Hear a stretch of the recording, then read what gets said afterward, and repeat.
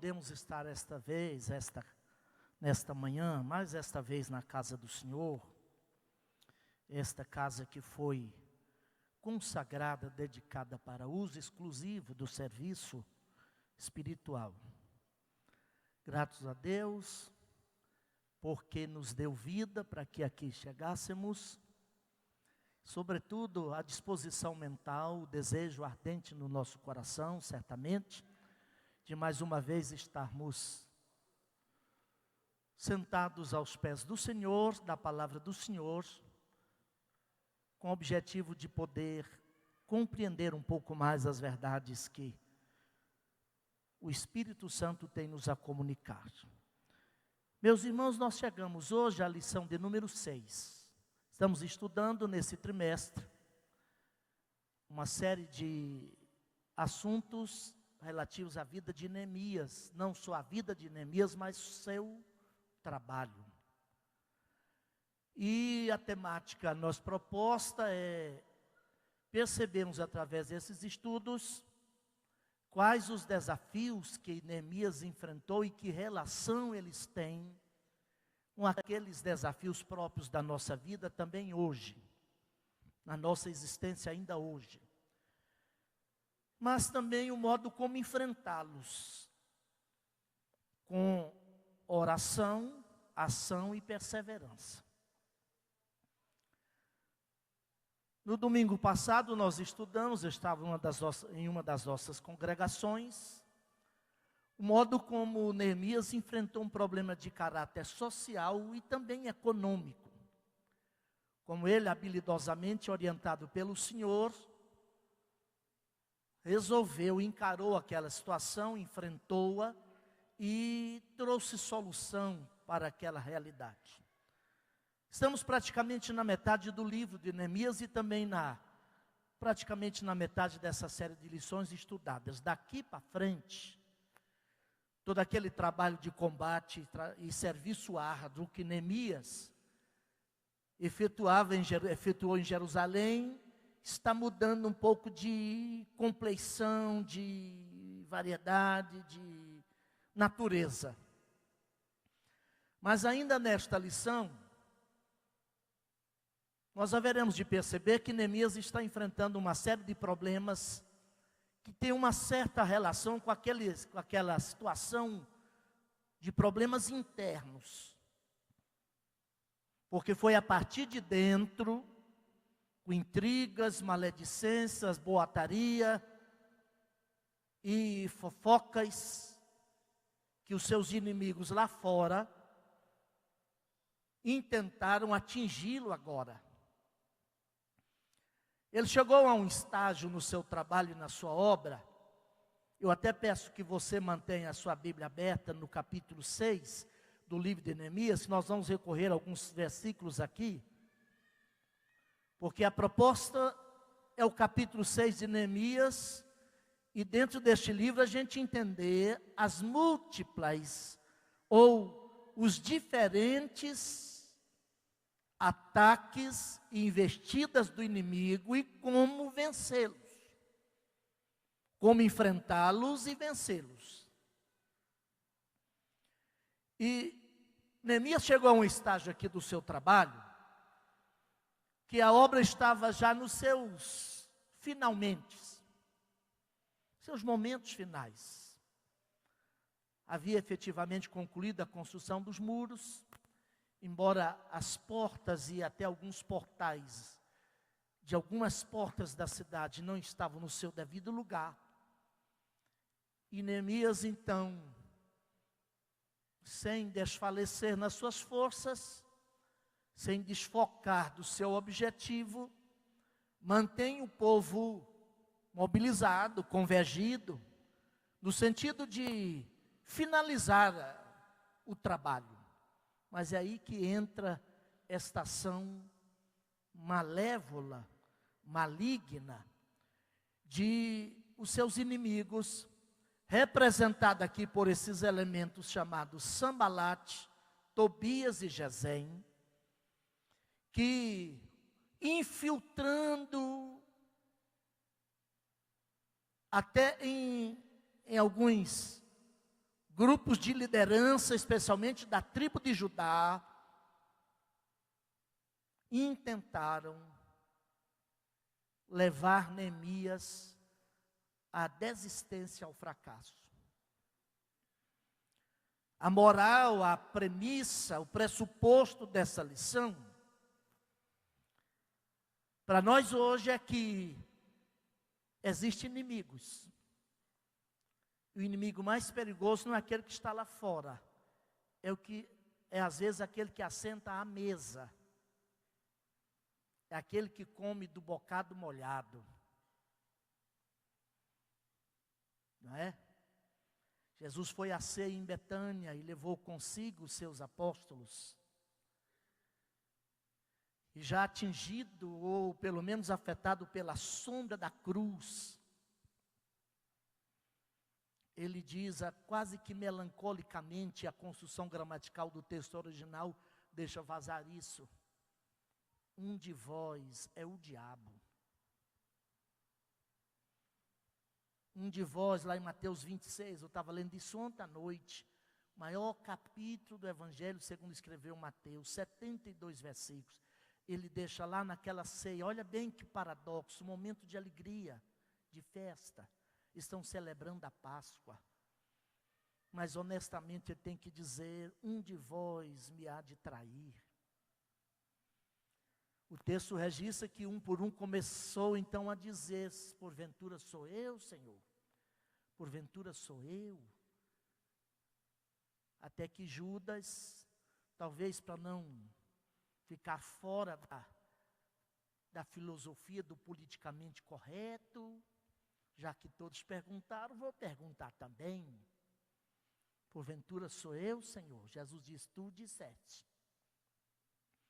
A narrativa de João, lá no capítulo 13, ao perguntar, foi Pedro quem perguntou lá de longe. Perguntou sim. Pedro, na verdade, se dirigiu a João. João, pergunta a ele aí, quem é o meliante? Porque Jesus falou, um de vós há de me trair. Até que Jesus apontasse o elemento, o indivíduo. Todos eram suspeitos, né? E Pedro fez sinal para João, que estava do lado esquerdo de Jesus aqui, na área central da mesa, porque o anfitrião ali era Jesus. Inclusive hoje nós vamos estar à ceia do Senhor. A ceia não é nossa, é do Senhor. Nós somos convidados a vir à ceia. Todep não queria, como é a expressão lá no original, fiz assim, a ceia que pertence ao Senhor, ela não é nossa, é do Senhor.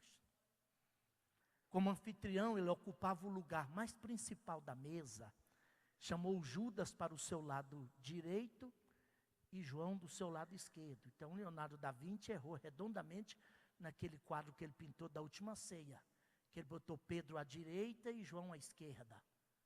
E o texto deixa claro que Pedro estava lá no lugar do escravo lava-pé, que era o último lugar vago.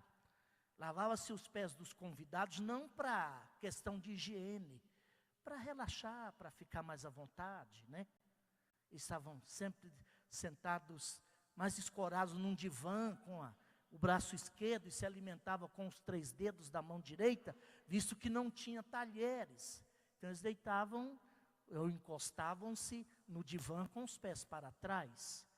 Pedro e João foram escalados para preparar o ambiente da ceia, por alguma razão chegou atrasado. Quando Pedro chegou, pelo menos Pedro chegou atrasado, e o único lugar vago era o do escravo lava-pé. Ele sentou lá. Você já parou para perceber que ele é o único discípulo que falou, tu não me lavas?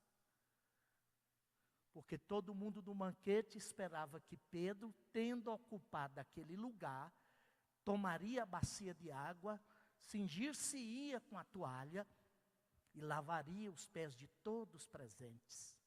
Como ele não fez, Jesus tira a túnica talar que ele usava, pegou a bacia. Eu achei isso extraordinário, fantástico.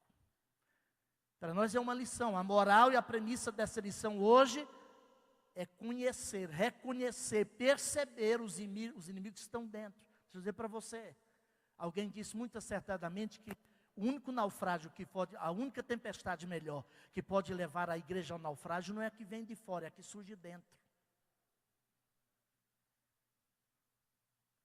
Nós vamos identificar algumas questões aqui e aplicar rapidamente também alguns princípios de como vencer, identificar, enfrentar e vencer essas múltiplas e diferentes artimanhas do inimigo.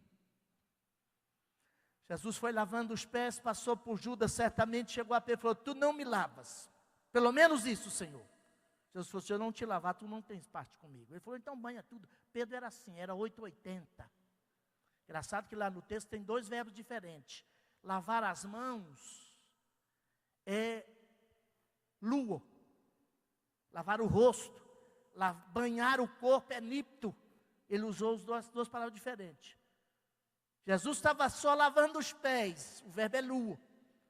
Mas Pedro falou: banha logo então. Não, você já está lavado, é só dar uma. Né? Mas o que eu estou dizendo é o seguinte: Pedro fez sinal a João, João perguntou, ele falou: a quem eu der o bocado molhado. Agora você pega uma enciclopédia qualquer, pode até ser a britânica, Mirador, Larousse, qualquer Barça, e vai lá e lê sobre Judas Iscariotes, e a antropologia daqueles dias vai dizer para você, para nós, que só os muito amigos compartilhavam a mesma tigela. Quando Jesus falou: a quem eu der o bocado molhado, ele estava amando Judas até aquele momento. E tanto é assim, que foi a partir daquele momento que a Bíblia diz: e Satanás entrou no coração de Judas. Aí o processo tornou-se irreversível. Meus irmãos, então essa lição de hoje, a moral dela é essa, o pressuposto é esse. Não há algo mais terrível com que tenhamos que lutar ou lidar, senão com questões de falta de honestidade, de hombridade, de transparência naqueles que convivem conosco. É assim que todos que desejam vencer no combate da vida, sobretudo na vida espiritual, precisam saber e saber de modo consciente e objetivo que o inimigo das nossas almas não dá trégua. E Neemias venceu nessa situação e nós venceremos hoje se tivermos essa percepção. Não baixa a guarda. O inimigo não dá trégua. No mundo espiritual ainda a situação fica pior. Ou pelo menos mais agravada. Por quê? Porque nós lutamos contra o inimigo real, contudo invisível. Mas ele é real. Os líderes, especialmente na família, na empresa, na igreja, no lar, em qualquer lugar, precisam entender que o seu ofício, o meu e o seu, mesmo como filhos de Deus, vai estar permanentemente sob ataque do adversário, que vai usar artimanhas múltiplas e diferentes invertidas, usando inclusive pessoas que muitas das vezes estão dentro dos arraiais da fé, mas são adoecidamente bajuladores. Cuidado com o bajulador. Alguém disse que todo bajulador, a única diferença entre o bajulador e o maledicente é que o maledicente é como fera indomada e o bajulador é como fera domesticada. Mas continua fera. Você não cuidar, ela vai dar o bote. Mas a questão está na bajulação. E bajulação é como qualquer outra droga. Vicia igualmente fornecedor e consumidor. O elemento que fica dependendo demais de bajulação, ele fica viciado. Vou repetir, bajulação é como qualquer outra droga, vicia igualmente consumidor e fornecedor. Bom, e aí nós temos aqui, dentro dessa verdade, ou desta lição, uma ideia até que um ex-presidente americano, não sei se era Harry Truman, disse que quem não gosta de calor não se aproxime do fogo. Se você, se você veio para a fé e você entrou no combate, Cristo te chamou e você está nas fileiras dos soldados da fé, você tem que estar preparado para enfrentar o embate. Amém? Nós cristãos devemos estar permanentemente alertas e, sobretudo, espiritualmente equipados para fazer frente ao terrível inimigo que sempre busca nos derrotar. Eu botei algo aqui para a gente ver quais as artimanhas, quais são essas múltiplas artimanhas ou invertidas dele.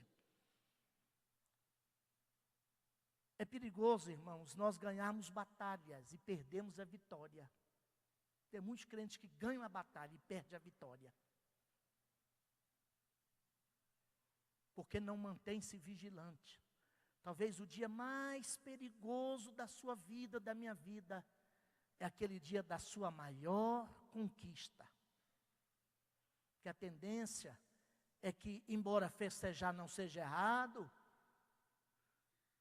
se alegrar, idem, tem nada errado nisto, é que nós caiamos naquela, eu chamaria aqui, complexo Carmelo. Sabe o que é o complexo Carmelo? Talvez a página mais triste e escura da vida de um dos maiores profetas da Bíblia. Penso que entre os profetas orais, ele foi o maior, profeta Elias, foi depois da vitória do Carmelo. Complexo Carmelo. Eu até coloquei aqui, muitos cristãos descuidados vencem a guerra, vencem batalhas, mas perdem a vitória por não entenderem que o seu inimigo, o meu inimigo, o Satanás, está sempre à procura de um momento oportuno para nos atacar, especialmente atacar os vitoriosos e transformá-los em vítimas. E para isso ele vai usar das mais diferentes e múltiplas invertidas para alcançar seu intento. Vamos pegar essa por analogia. O problema de Neemias aqui nasce de dentro. Para nós como pessoas, o maior inimigo a vencer somos nós mesmos.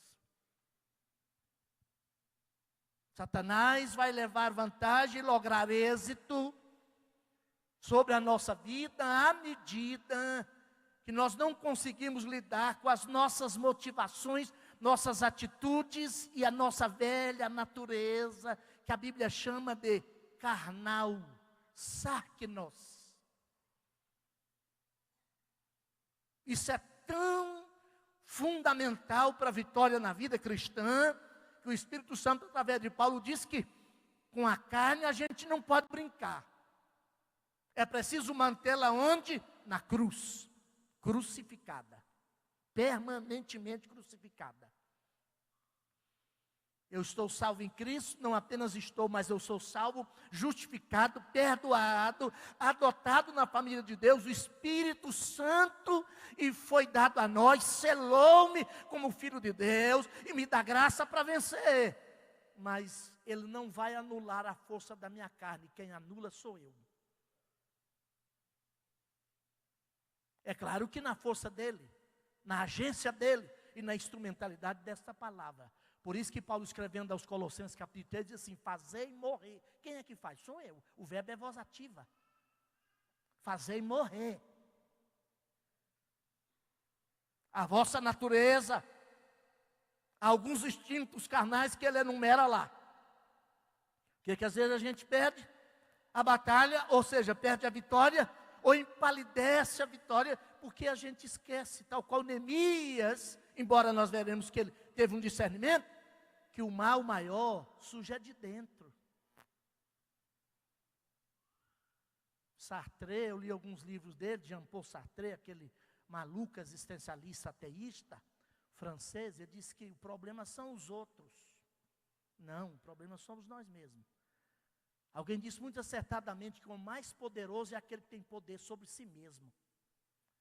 O homem mais livre é aquele que sabe que pode tudo, mas é senhor dos seus desejos e diz: posso, mas não devo, portanto não farei. Se a graça que o Espírito Santo de Deus nos dá. Temos que tirar da cabeça essa ideia de muita gente aí, que ainda labora, milita pela tese de que o cristianismo é uma religião das proibições. Não é não, só pode ser o que você quiser. Fazer da sua vida o que você pretender. Deus nos ama tanto, que deu a nós, eu não diria, o total livre-arbítrio, mas a liberdade de fazer o que quisermos, até cair para o inferno, se eu quiser ir. Porque Deus não leva ninguém, Deus não põe ninguém no inferno, até porque o inferno não tem maçaneta, a porta do inferno não tem maçaneta do lado de dentro, só tem do lado de fora. Você que abre e entra. O inferno, a porta do inferno não tem maçaneta do lado de dentro, só tem do lado de fora. E Ele nos ama tanto que, se é o meu desejo, vai permitir eu cair lá. Mas o Espírito Santo vai nos orientar aqui. Vamos identificar, nesse minuto que nos resta, fica atento aí na sua lição. Porque nós lemos até o versículo 3. Mas veja bem, o primeiro item da lição eu enumerei aqui. Quais são as invertidas, essas múltiplas e diferentes invertidas do inimigo? Eu enumerei. Primeira delas, a tentativa de conduzir o homem de Deus à transigência. O que é transigir? Baixar a guarda nos valores. Sendo inimigo, adversário, não conseguiu fazer Neemias capitular, nem fazer Neemias desistir. Mas falou: vem agora. Eles se apresentaram, né, com uma tática nova. Vamos nos associar, cuidado. Não perca o discernimento espiritual. O seu inimigo, o inimigo das nossas almas, nunca se transformará em amigo seu, a menos que a gente tenha passado para o lado dele. O Espírito Santo falou: aquele que é amigo de Deus constitui-se naturalmente inimigo. Quem é amigo do diabo, melhor, constitui-se inimigo de Deus. Jesus falou que aquele comigo não ajunta, espalha, né? Não, é como água e óleo, não misturam. É como luz e trevas, não coabitam no mesmo ambiente. As táticas eram novas, o inimigo era o mesmo. Está aí no item 1 da lição. Cuidado com essas coisas da aparência, de amizade, aquela disposição de favorável de ajudar. Ó, irmão, nós somos de discernimento. Vamos chegar lá. É uma das diretrizes que o Espírito Santo vai nos dar, e uma das atitudes que Neemias teve para poder vencer. Nós somos de discernimento.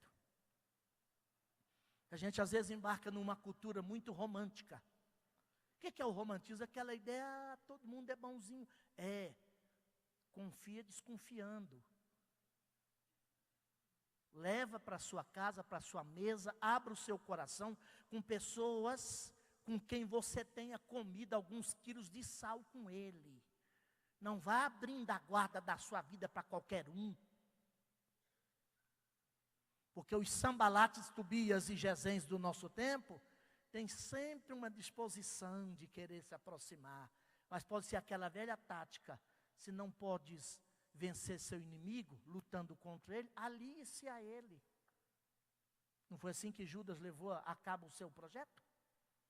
Ao lado de Jesus, sentado à mesa, desfrutando pela a cultura do momento, do status do melhor amigo, ou de um dos melhores amigos, do lado direito de Jesus, molhando o seu bocado de pão asmo na mesma tigela que Jesus molhava o seu. Mas era diabo. E às vezes a gente não tem essa coragem, né? Não é que a gente tem que viver também aí amargurado. E a minha esposa sempre disse comigo que eu sou muito desconfiado. Não sou mineiro não, mas sou filho de mineiro. Desconfiado. Eu quero acreditar em todo mundo, e dou um voto de vontade a todo mundo. Mas eu estou sempre com a pulga atrás da orelha. Porque o mundo é cão. E o líder, e o príncipe desse mundo aí é príncipe das trevas. Aparentemente, esses elementos queriam ajudar. Sabe o que eles quis fazer? Levar Neemias à distração, que é outra tática desse inimigo. Meus irmãos, vou dizer só para nós aqui essa manhã. Talvez nós não tenhamos vivido, não estou nem falando de história de igreja, muito menos da Assembleia de Deus, e nem mesmo longe da Assembleia de Deus em Campinas. Estou falando de história da humanidade. Não tenhamos vivido um tempo, uma quadra da nossa história, com o maior número de pessoas de cabeças vazias como o nosso tempo. Gente sem substância, sem conteúdo, sem peso. Não é à toa que a maior indústria, ou a indústria mais rentável do nosso tempo é a indústria do entretenimento. Senão as mídias sociais e essa coisa toda não. A sétima arte de Hollywood, e agora tem outra lá na Índia, superando Hollywood, não seria tão rica, né, irmão pastor Luiz Alberto? Que mas a artimanha aqui por trás é isso, desce aqui, vamos fazer um encontro, vamos ao Vale de Ono, vamos nos distrair. Meu irmão, na batalha da fé não tem tempo para distração. Mantenha-se vigilante.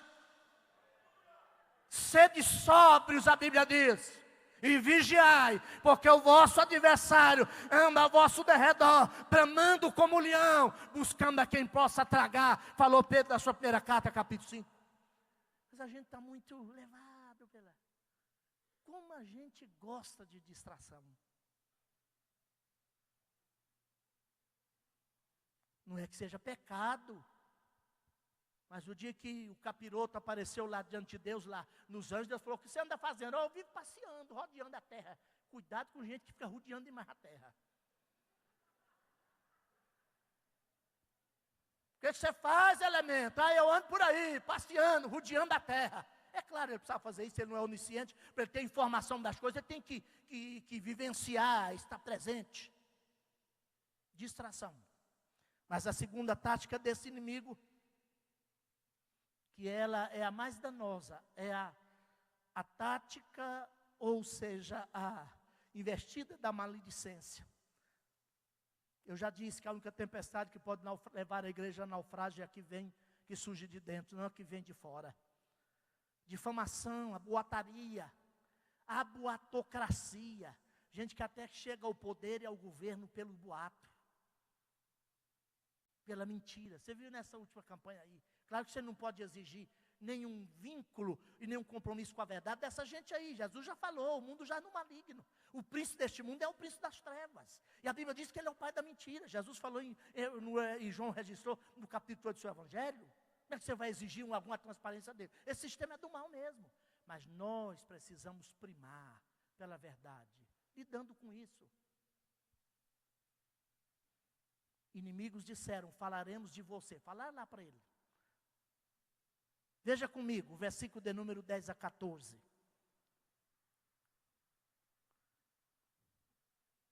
Quem estava agindo lá, um tal de Semaías.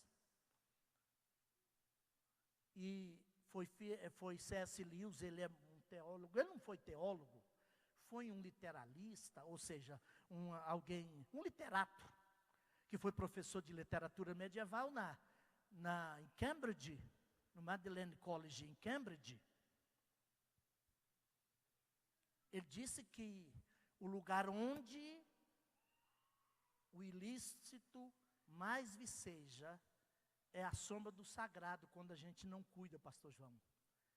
Semaías e Noadias eram profetas e arrumaram um grupo. E é fácil justificar erros, maquiando esses erros de uma pseudo-espiritualidade, uma capa de religiosidade. Os inimigos lá fora, inimigos declarados, não conseguiram, mas agora, associados com esses inimigos de dentro, pastor Carmelito, em nome de uma religiosidade, de uma espiritualidade, Noadias e Semaías, profetas. Quase que. Só não enganou o homem de Deus. O que diz o versículo 10? E entrando em casa, de Semaías, filho de, até dá aqui o parentesco do elemento, ó.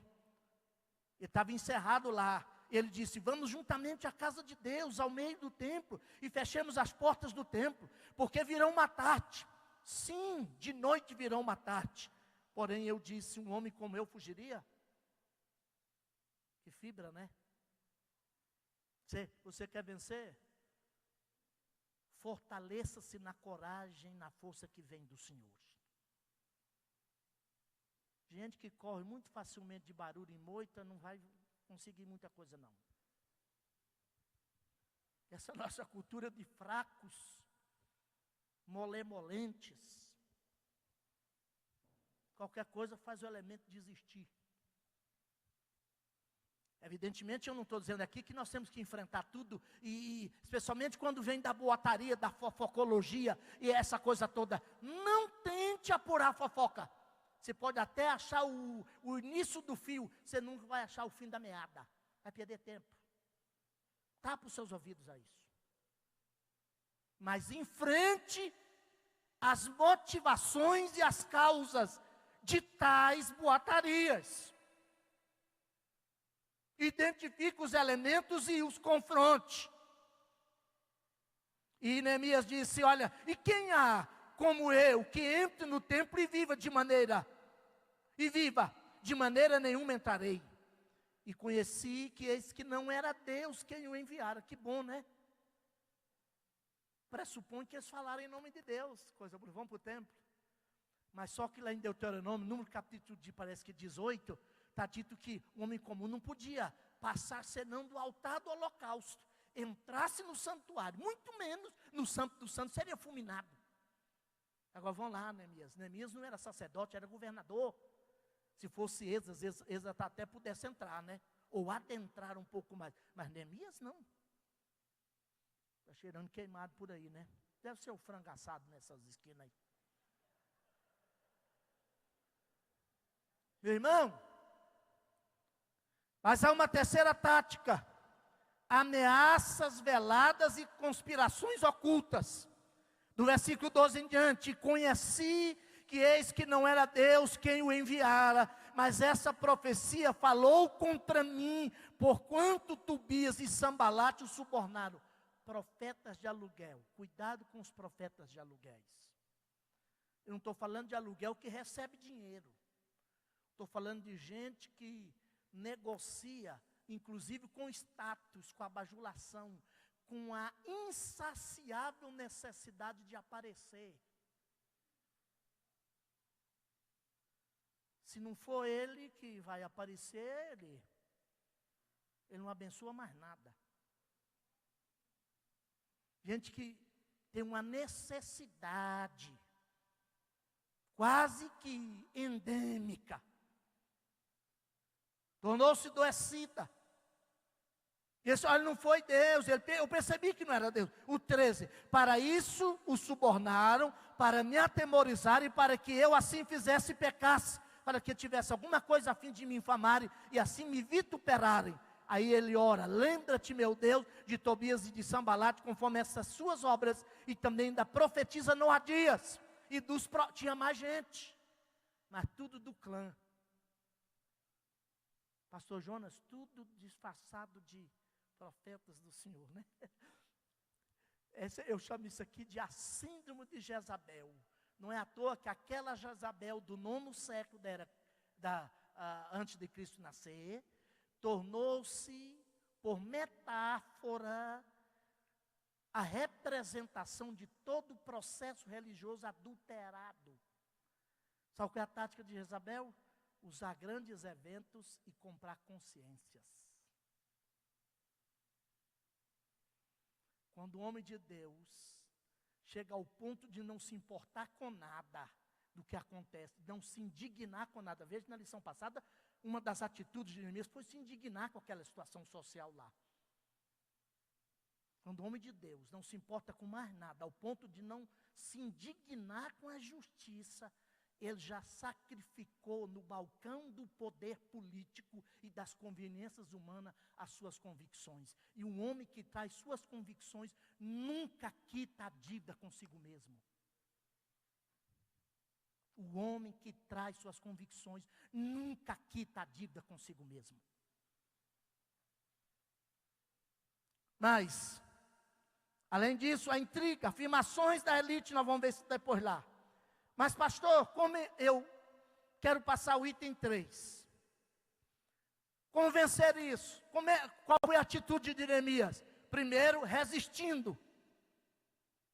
Porque tudo visava intimidar Neemias numa indústria de publicações, de carta aberta, cartas indo e vindo. Se fosse hoje, seria esse negócio das redes sociais, essa coisa toda, difamação, fake news e tudo mais. Para intimidar. O que Neemias fez? Está aí na sua lição, eu mudei um pouco o item. O 3, que é identificar. A primeira ideia é identificando essas diferentes ameaças ou táticas do inimigo. Agora vamos ver a resistência. Segundo, é resistindo essas ações do inimigo. Talvez a gente vai fazer isso. A lição diz aí, abre a sua revista aí. Ponto 3, item 1. Consolidando as conquistas. Sabe o que o Espírito Santo de Deus está dizendo para nós aqui? Não deixa a vitória pela metade. Consolide suas forças.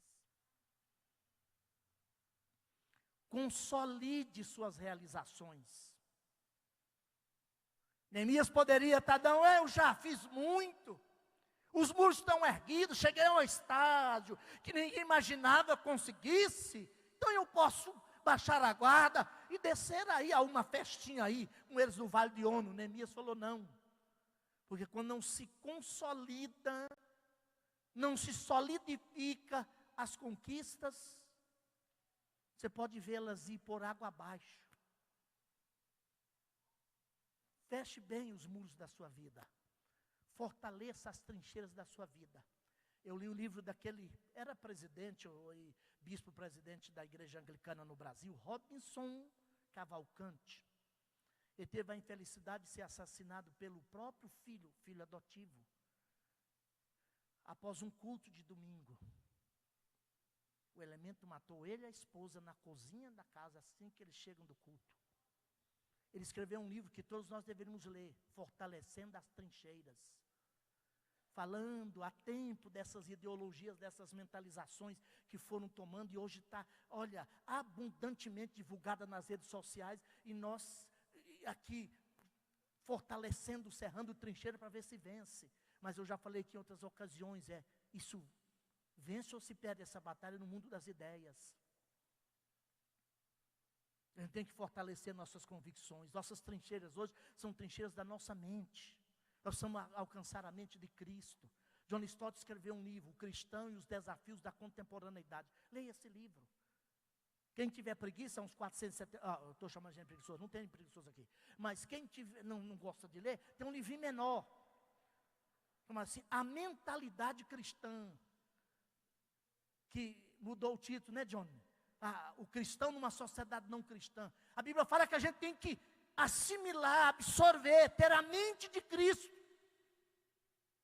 Que a fortaleza que o diabo vai atacar é aqui. Por isso que em 2 Coríntios 10:4, Paulo pelo Espírito falou, porque as armas da nossa milícia não são carnais, mas sim poderosas em Deus, para destruir fortalezas, anulando sofismas e levando cativo todo pensamento ao senhorio de Cristo.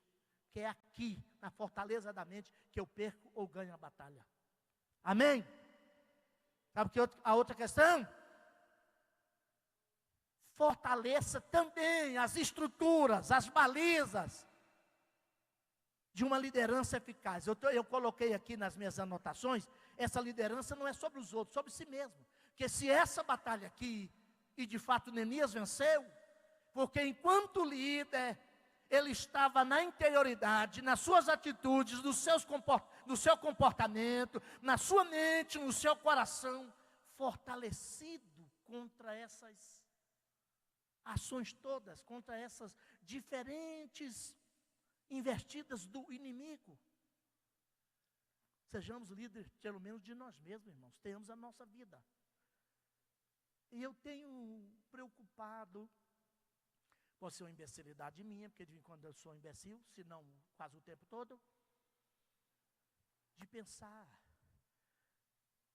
que a nossa geração hoje é uma geração de pessoas que não querem sujar as mãos, não querem se envolver. Eu visito muitas igrejas nossas e outras, já estou encerrando.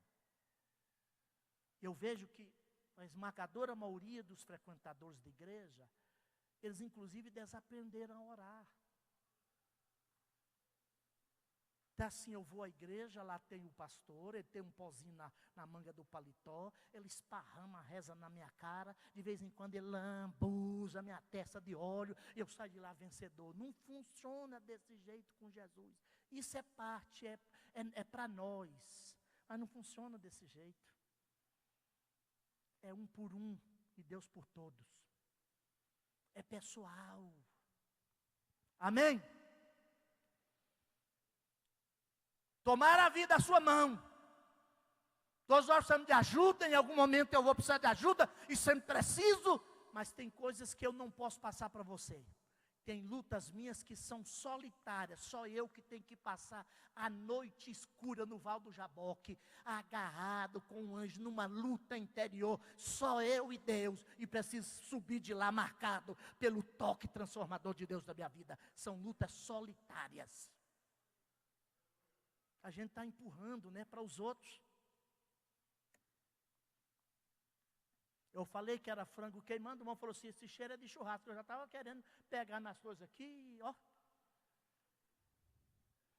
Meus irmãos, mas a segundo item dessa lição aí, como é que vence isso? Quais as táticas que Neemias usou? Vamos observar aí. Primeiro, eu acho isso aqui importante. Eu coloquei aqui 4 e termino aqui.